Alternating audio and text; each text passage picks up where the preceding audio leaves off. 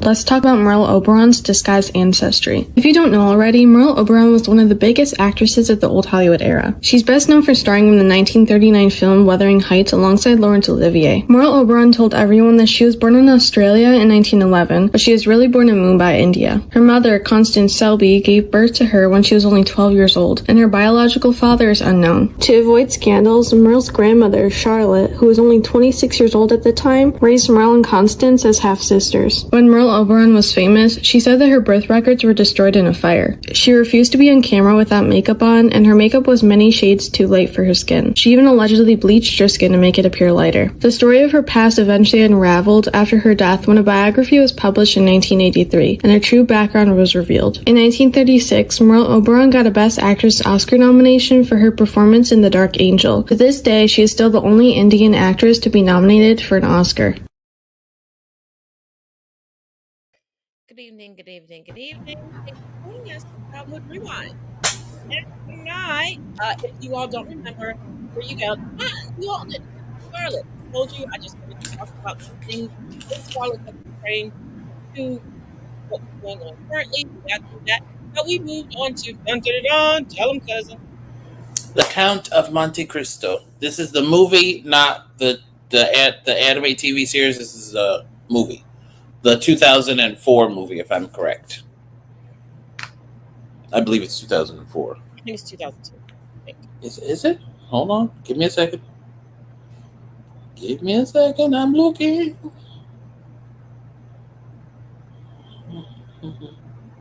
Okay, I could be wrong. It's not the TV miniseries that came out either. Yeah, no, it's not that one either. As much as we would like it to be, but it's not. The TV miniseries, though, it was okay. It wasn't great. Well, it was okay. There were two different ones, and I got separate thoughts on those. Because I was looking at it, I was like, you're right. It was 2002. Okay. Wow, 20 years. Don't say that out loud ever again. For those of you all who haven't seen any of the adaptations, I have a recap for you. It is not from the movie. It is just to give you a general idea of what's going on. So here we go. It's really cute.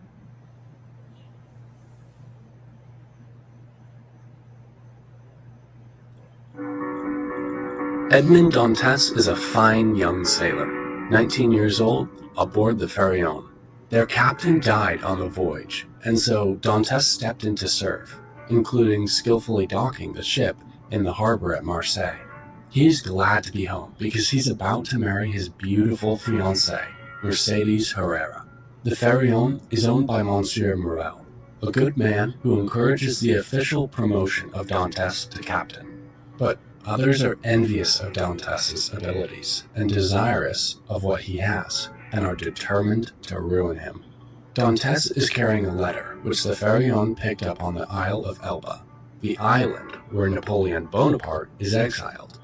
Dantes says that it was the captain's dying wish that the letter be delivered to a man in Paris named Mortier, who is a Bonapartist, someone who supports Napoleon instead of the king. But Noirtier's son, Monsieur de Villefort, gets the letter first. As a prosecuting attorney, Villefort is a powerful man and knows that his father would be imprisoned by the royalists for receiving such a letter. Villefort is determined to make both the letter and Dantes disappear. Dantes has gathered with the crew of the Pharaon in a tavern to celebrate being named her captain.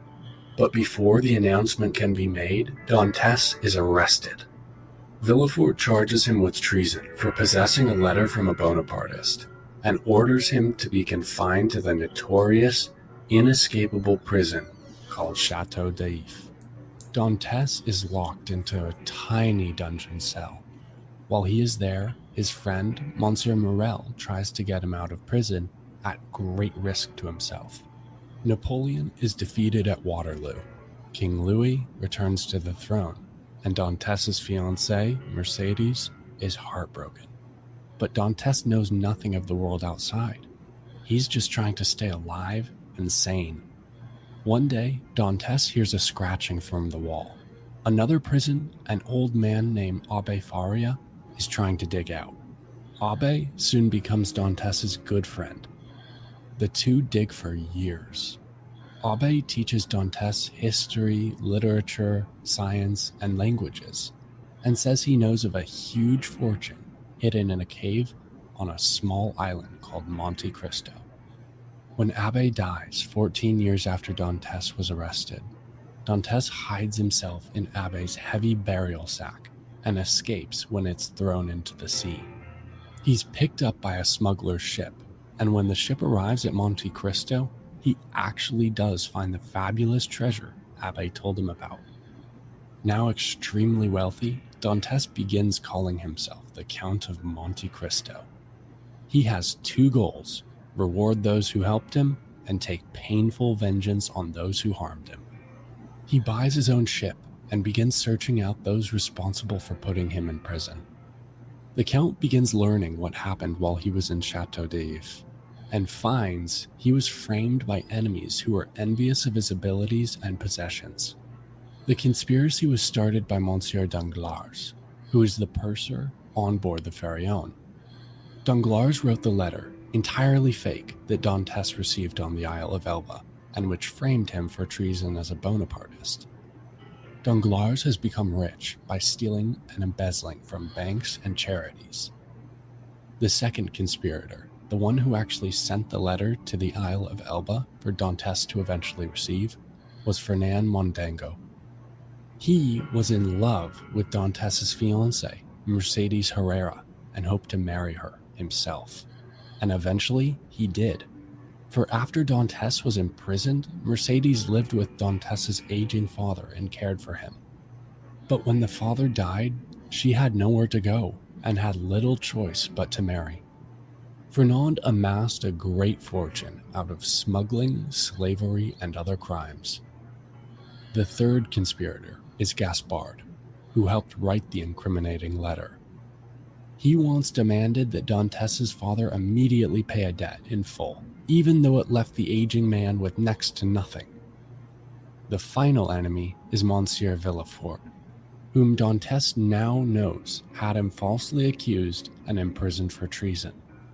But now Villefort is Deputy Minister of France, the most powerful law enforcement office in the nation. Villefort is also married and has a daughter, Valentine, a kind and innocent young woman. For Baron Danglars, the Count orders him kidnapped and held until he is forced to spend all the money he stole and is ruined financially. For Fernand Mondego, Mercedes is informed that her husband is actually a traitor and a criminal. She finally leaves him and goes to live peacefully in the home that once belonged to Edmond Dantes' father. When Fernand finds that his wife and son have deserted him, he shoots himself. For Gaspard, who continues to commit robbery and murders for personal gain, and even one night tries to rob the Count's house, the Count reveals his own true identity just as he is killed by an accomplice. The revenge on Villefort is more complex. The Count has learned of a past love affair Villefort had with a woman who later became the Baroness Danglars. When their illegitimate child was born, Villefort told her it was stillborn and took it out to bury it alive. But he was stopped, and the child, Benedito, survived. Benedito grew to be a cruel and criminal young man. He destroys Villefort by publicly accusing him of many crimes, including the attempted murder of his own infant son. Yet the Count of Monte Cristo does not simply take cold revenge on his enemies. He rewards those who have been kind and tried to help him. For example, the Count is able to save Monsieur Morel's life and restore his fortune. He presents his home on the island of Monte Cristo to Maximilien Morel, the son of Monsieur Morel, even though Maximilien's beloved is Valentine Villefort, the daughter of the same Villefort who conspired against him. Dantes could have taken revenge on the child of a despised enemy, but instead unselfishly arranges for the happiness of the son of one of his greatest friends. Finished at last with revenge, Edmond Dantes, the Count of Monte Cristo, leaves on a ship in a search for a new life and is never seen again.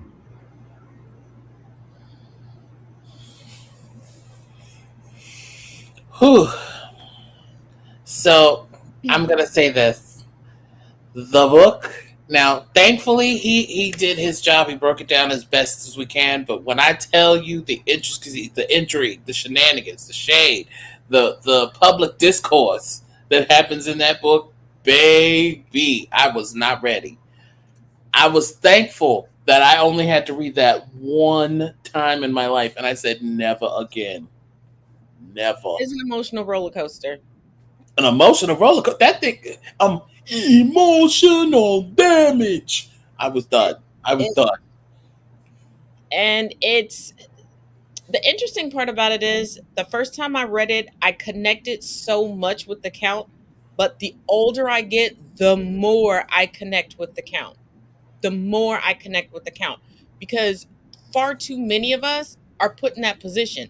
Now, we may not be in prison for 14 years in physical, clink clink, but we are imprisoned by the people that are around us because of jealousy, because of their preconceived notions, because especially in social media, because somebody wants clout to be able to get this, that, and the other. And the way folk will clamor for a monochrome of, you did what? I always knew that about her. Really, when? Really? When I was up with you till the wee hours of the morning because you was having a bad night? When I was sending you my cold hard cash? When?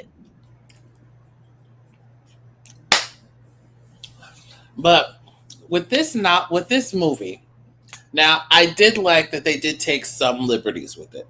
I do like that. It's an adaptation. It's not a direct from book to video. I did like that. I did like that Mercedes remained true to her love, even though she did what she had to do out of necessity. Because even in the book, it explains she was just like, I have nowhere to go. I've been caring for this man. He has now passed. I have no place to go at all. If I stay here, I am not going to survive. And at the end of the day, being in France and you ain't got no food, no way to care for yourself, that ain't a good look. And this also gives light to the conversation of stop shaming the woman every time a pregnancy happens. Because this also tapped into why she had to make the hard decisions that she made, because she would have been an unwed mother, and she basically had to I gotta con you, my boy. I don't know what you did with my man, the love of my life and the father of my son, but I gotta make it do what it do. And throughout history, when y'all get into this purity culture and you sitting here complaining, talking about women do this, that, and the other to men, we don't have a choice due to law. So I'll say the next change that really takes into um takes light into what's going on is that they made them friends. What? Urbane, stop that. Is that they made him and Fernan friends. Where in the book they merely knew each other. They lived in the same area, but they weren't like besties. But he knew, but everybody knew Mercedes because at that time she was the town beauty, blah blah blah. Everybody wanted her, and she only wanted Edmund. And I like that they made them best friends because that dug the betrayal knife so much deeper. I mean, it just like that stab of right in the back.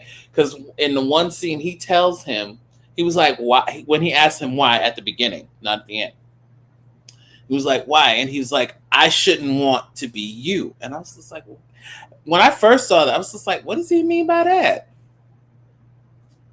Boo, you rich? Jealousy is one hell of a drug, and people think, and this is why the adage money can't buy you happiness is such a thing. And that is throughout this book because you have people who started out with all the riches that were upset by somebody who was content with what they got. And the jealousy stemmed from how you content, how you getting blessed like this, how you got good fortune. And I'm telling y'all, you think I'm joking. Look at social media right now and look at some of these beefs and who can't stand who and who wants who canceled. And you're like, what could they get out of this person? That person's happiness. That's what they could get. And what they think that person's perceived success is.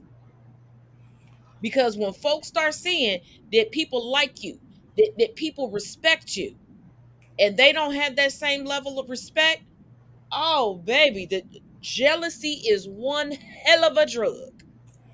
Cause like,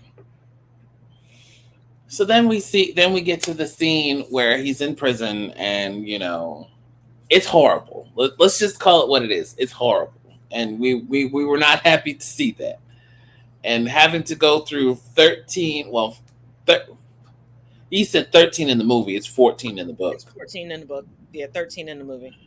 So for 13 years to be whipped on the day that you come there, I'm just like, girl, just kill me now. Just kill me.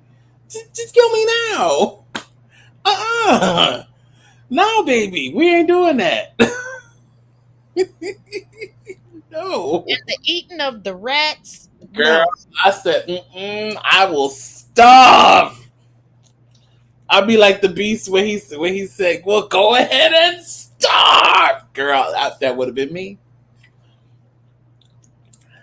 Like if they had had little tools chopped it up and everything, and I didn't see it, I can't say make no judgment. But the fact that I see it, no,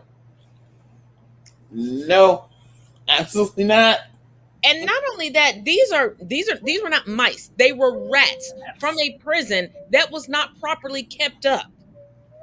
So you might as well just turn around and eat your own waste at this point. But I will say this: they included some jokes in this that I was not prepared for. Because there's one joke in there where he's like, oh, we can dig this in about a couple of years, and he laughs. He's like, and then Aberford just is like, what? Do you have a pressing appointment? You got somewhere to be? Boo, we in jail. Where you going? The jokes just write themselves.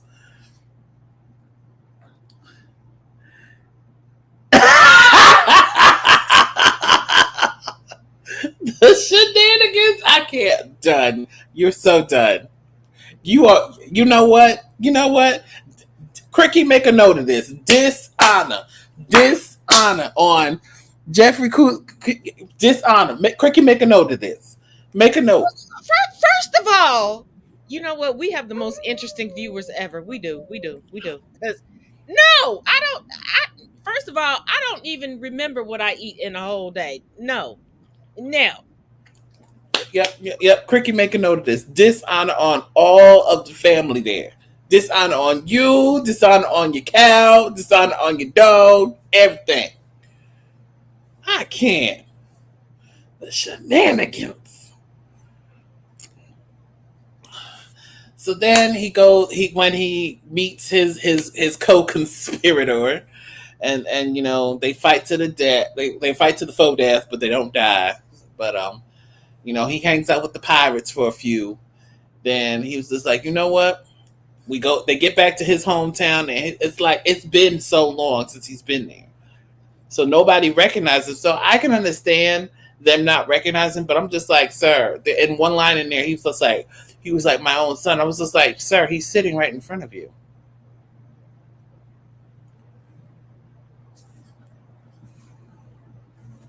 Okay, no problem. No problem. I'm gonna leave you. So then they go to the aisle. They follow the clues. They get the treasure, and I'm just like, okay. See, here's my thing. If I were to find a limitless treasure like that, because he says there's the boat. They were like a good 8 boat full down where they just came from. There was still more underneath there to fill up a full 8 full more boats. So if you think of now, if you're talking about the boat that they came with, then yeah, that's cute and all, but that's a small boat. But if you're talking about a regular sized boat at that time, and you could fill the whole entire thing up, who yeah, he was referring to a ship, not a boat. yeah, I'm about to say, I was like, sir, be clear. Because if you're talking about a full on boat, baby, nah, baby. No. What enemies do I have at that point? What enemies do I have? And when you were talking about the jokes, first of all, when he made it to the island and didn't see the pirates on the island, he's like, "Ah!" running on the shore of the beach, which I would have done the same thing. I ain't gonna lie. Dude was like, well, you can fight to the death. If he wins, we keep him. If you win, we keep you. And he's like, what if I don't want to do that? Then we'll cut your throat. I mean, we already down a man. What the hell? What the He's like, we'll slit your throat and we'll be short-handed. So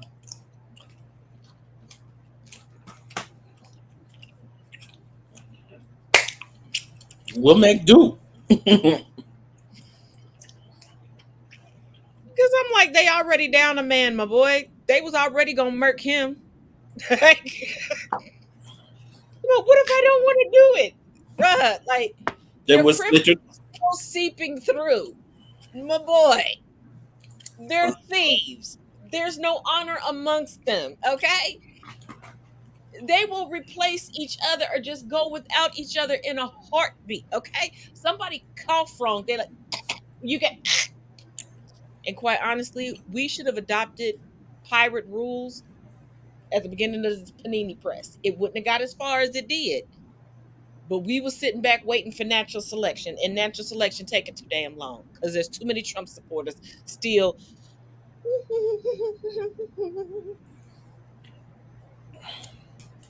So then we move along. He buys the Kiss Count hood, which I didn't know was a thing, but hey, you do you.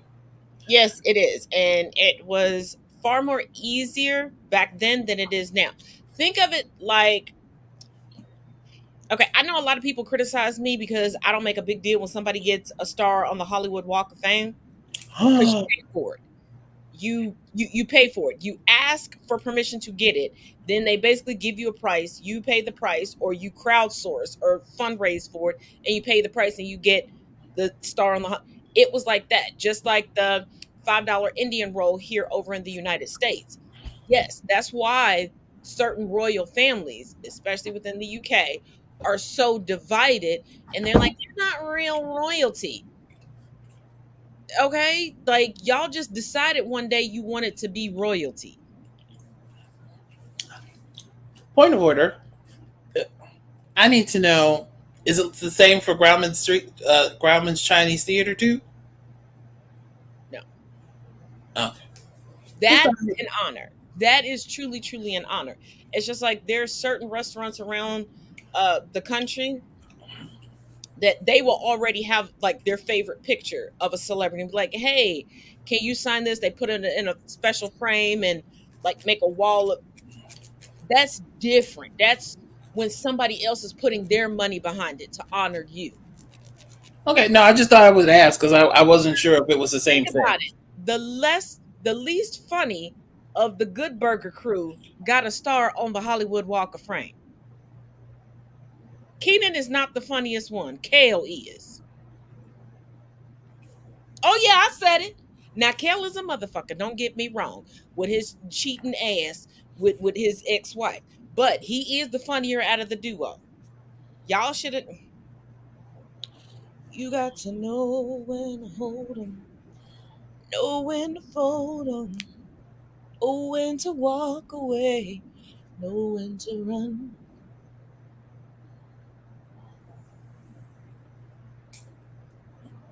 I'm not trying to get here.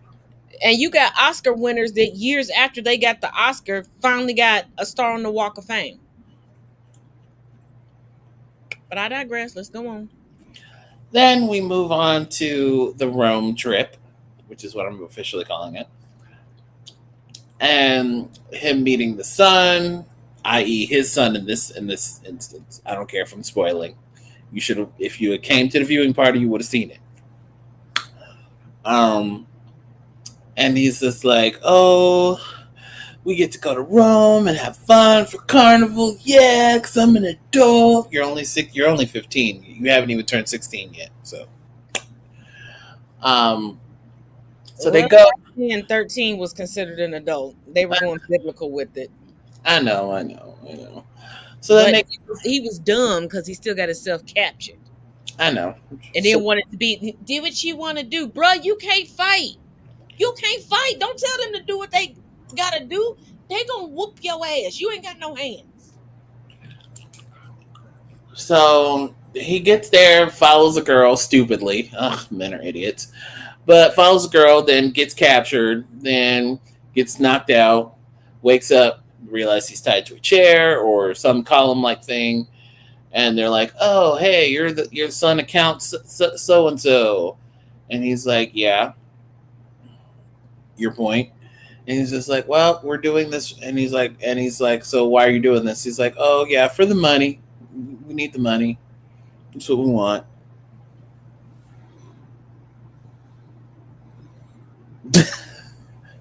I like to smoke You know what? Was your daddy chilling with the Count of Monte Cristo?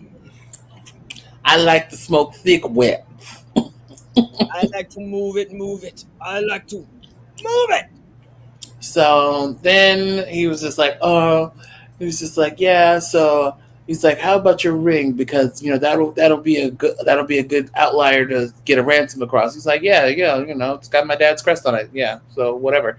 He's like, "How about still touch your finger?" He's like, "Oh, so are we going that bold? Fine, go ahead, do what you gonna do."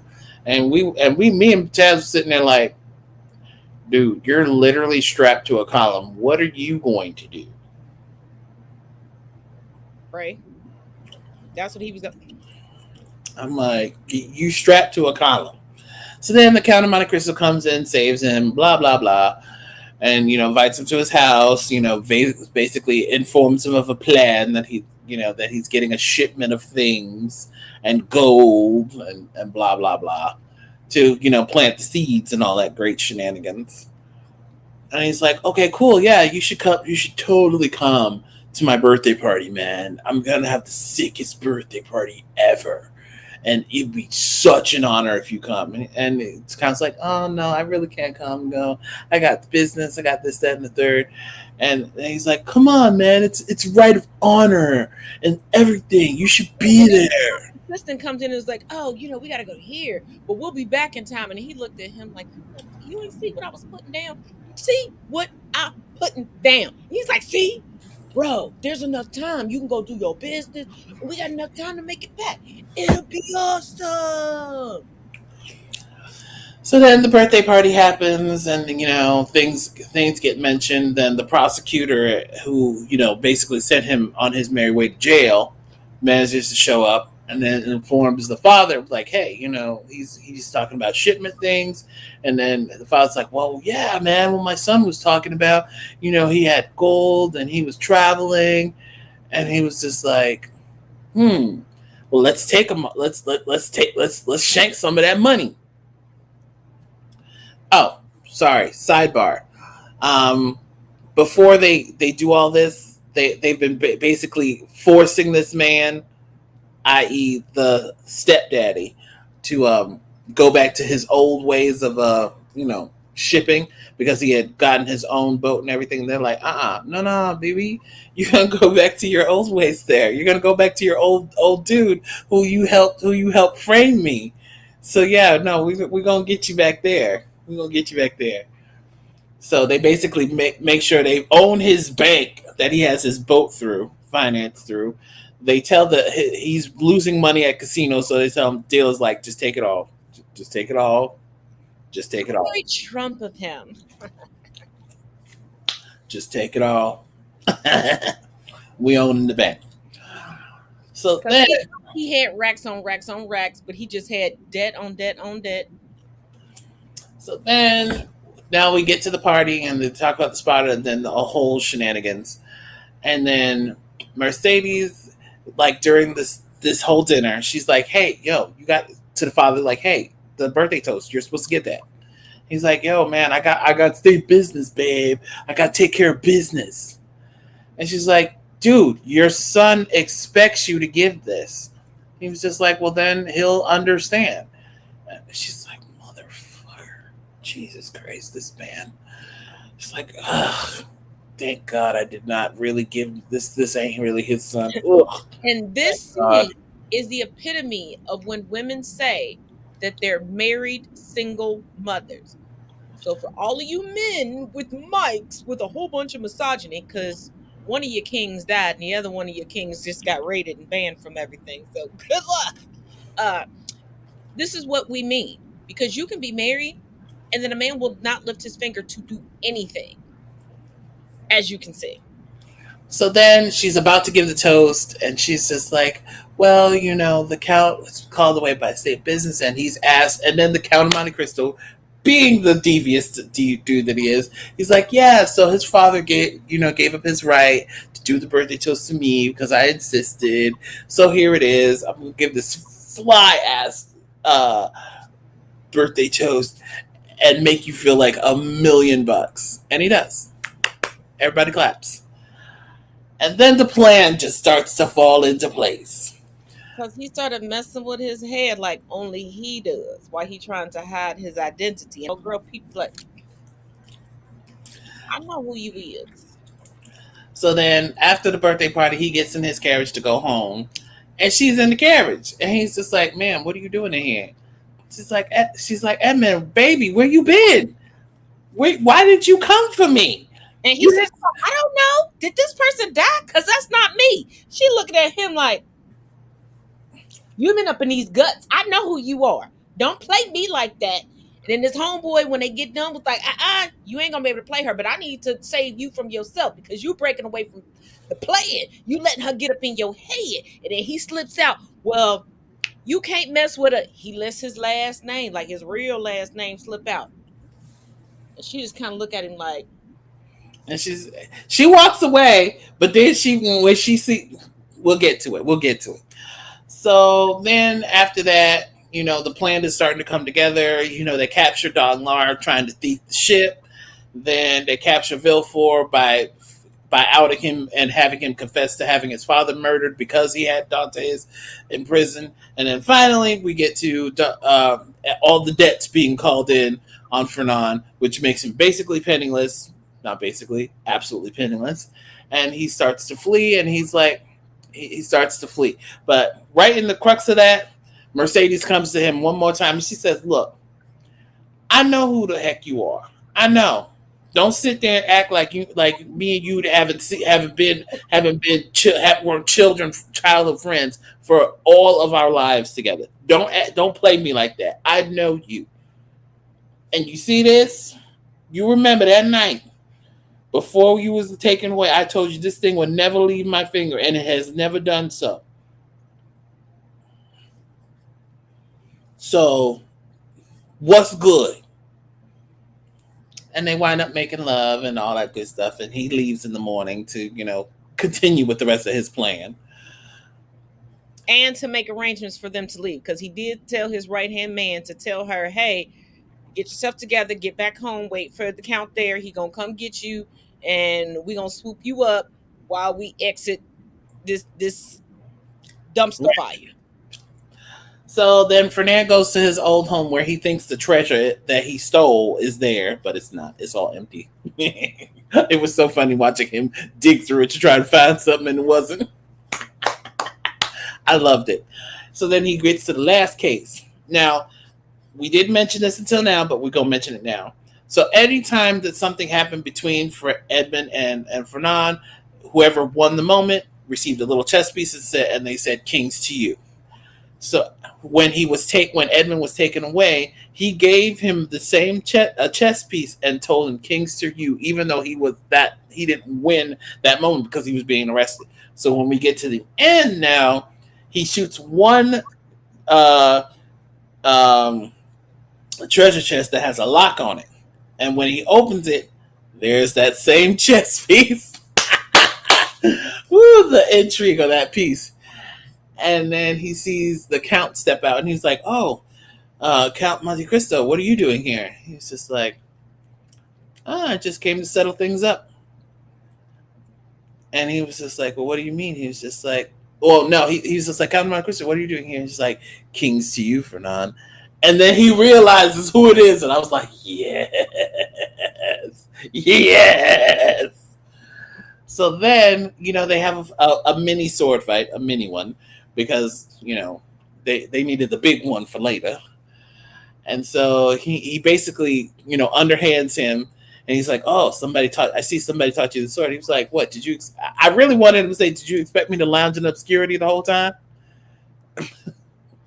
I'm like, "Hello." And so they have their discussion, and then Albert comes to almost full save who he thought was his daddy, and then his mother explains that, "Nah, that man's your daddy. That man's your stepdaddy because I married him because I didn't want to be penniless and not have a way to take care of you and be shunned throughout my whole entire community. So I had to figure out something. So yeah, that's your dad." And then he turns to him, he's like, "You were gonna let me fight him? Really?" And he's like, "Yeah, but you proved to be a disappointment, and it is what it is." So then he's just like, "You know what? Go ahead, you do you." So what's name's like, "You know what? Go ahead, you do you. Leave. Call it mercy, call it whatever you want to call it, but get the heck out of here." And he's about to turn and leave, and then he picks up his gun. He's like, and then the Count's like, "Look, you got one shot.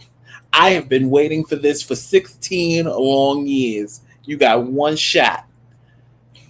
And it's going to take more than that to stop me." So he's like, "Well, then I better put it to good use." Shoots Mercedes, but his servant threw a knife at the same time, which threw off the shot so that it only grazed her shoulder. So, yay! Go Mercedes! You're still alive. So then he starts to ride away, and then he's like, "You know what? Nah, I'm going to go like a G." And he's like, "Come on, man. Come on. Come out here. Let's go. Let's get this over with." And like a true frat boy, he's on his horse, talking his high hoodlum. Like, dude, how many times you gonna take an L? But if you gonna take this final L, take this final L. Come on out here, come on. And then the sidekick was like, "Here, take the sword, Count. Go ahead, end this. Just go ahead and end it." Count goes out there, they tussling out in the tall grass. They needed lawnmowers back in the day. They shouldn't have been relying on goats so much because it did impede the scene, but okay. and they tussling, and he's like, ah, I got you. Then he kills him. Now, the little bastard child that found out who his real daddy is, the one that really came and gave a damn about him and rescued him and gave a proper speech, went out there and was like, "Oh shit, my daddy! Oh my, not my daddy died. Not the daddy died. But he raised him. He had his little moment. But then everybody just let him be fertilizer. So I'll say this for this particular movie, the reason I like it and the reason which it forced me to watch the anime series, which is a lot closer to the book. Which, baby, I'm gonna need y'all to come through on that series because it is intricate and you guys will definitely love it. I mean, definitely. I mean, it's awesome. But the the fact that one, this book was written by a black man, so that's the first thing, which is amazing. Also, he wrote the Three Musketeers, by the way. Let's give him his pride. But the fact that he took this story, which from what I hear, it's based somewhat on a semi true story. From what I was able to glean, somewhat, stressing the word, somewhat. It just really gives you an inkling into, as Taz was saying, we sit here and we have to constantly work on double tax. And when we do what we do and we get the benefit of it and people get upset or jealous, and then they start all sorts of shenanigans because they can't handle or do things appropriately to get the same result. That's what black people have had to go through for a very long time.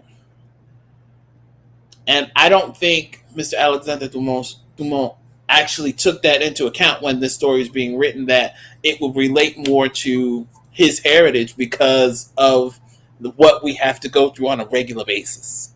Mm-hmm. But I was like,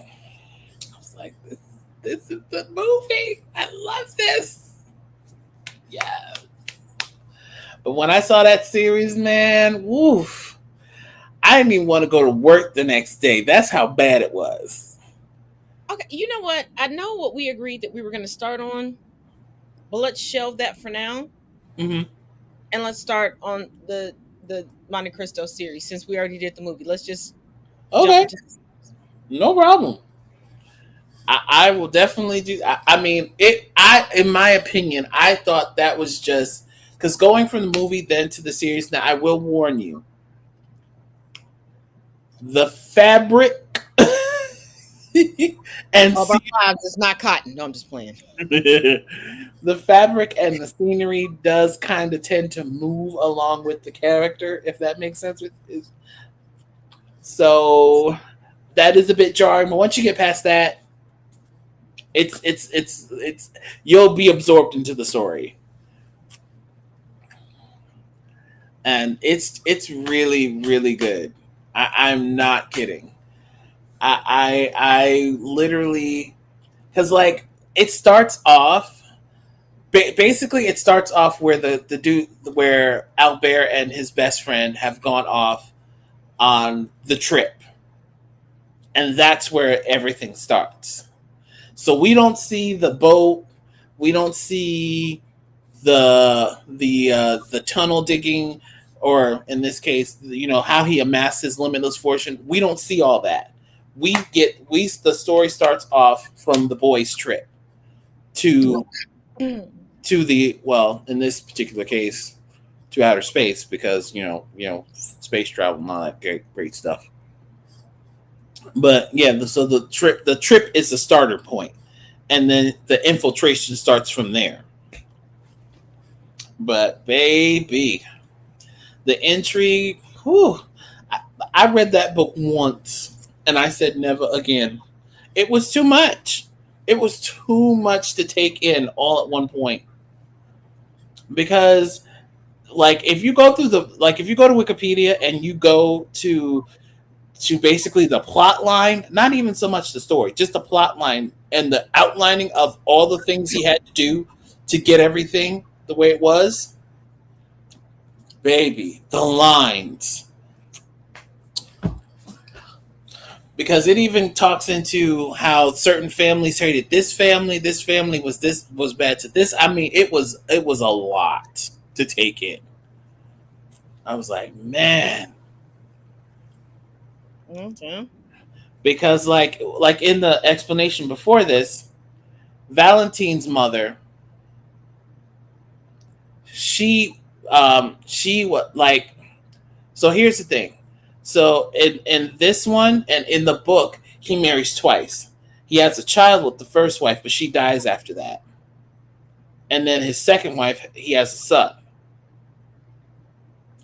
And Valentine is basically going to inherit her mother's fortune because her mother had the money, not Villefort. Her mother had the money. And so it goes to the direct heir. So since he didn't have any other children with her, it's going to Valentine. So the second mommy, girl, it's intricate. It's so intricate. I was like, oh my God, this is just too much. Too much knowledge. Too much. But it's good. It's good. And I think trust me, if you guys come and show up, you're going to love it. Now, I will say this. I'm not watching this in English. I'm telling you this right now. There will be subtitles. There will be subtitles, but I'm not watching this in English. The English voices, as much as I like Johnny Young Bosch and Miss Michelle Ruff, I love them. You know, they're good people, but I'm not watching it. Nope. I did that for one episode, and I said,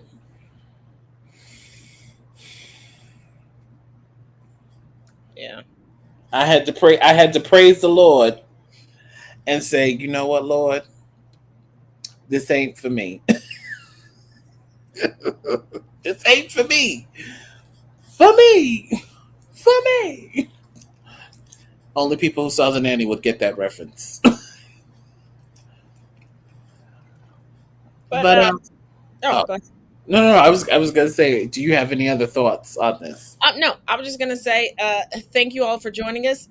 I have one more historic tidbit I want to share with you all. Ooh. I'm gonna try to incorporate some history for the beginning and the end of Childhood Rewind. It's not always going to be 100% because I can't always find things maybe from the era that something came from or something that's most notable. But I will say this has been a long time in the making. And as always, y'all, each one teach one, each one reach one.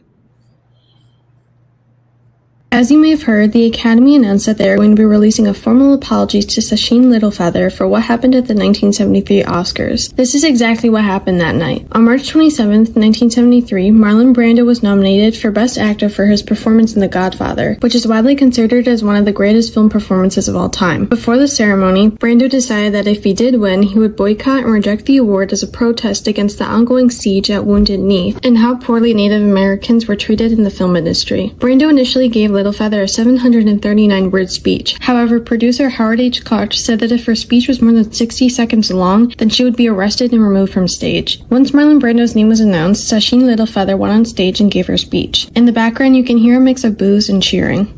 And the reasons for this being are the treatment of American Indians today by the film industry. Excuse me.